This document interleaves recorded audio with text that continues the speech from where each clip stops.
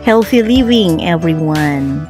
Isa na namang masayang araw na tayo ay muling maghahain ng ating pagkain at may mga gulay po tayo sa ating garden. Mamimitas po tayo ng mura lang na bunga ng sili at iihawin po natin yan.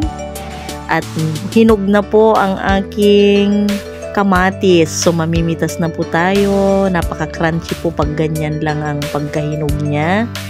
So, nakakatuwa po na may mga tanim tayong iha-harvest.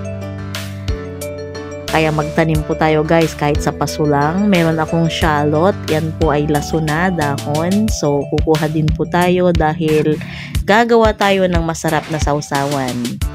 Meron po tayong longganisa, that is garlic longganisa. So, iluto natin sa tubig at tusok-tusukin para lumabas ang mantika. Ngunit na po tayong maglagay ng mantika guys.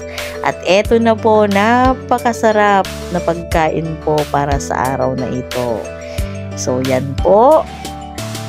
Nag-crave po ako ng ganitong pagkain. Ganyan po ako lumaki. Sabayan natin ng dessert na mango graham. At meron po tayong egg soup para meron po tayong mainit na sabaw.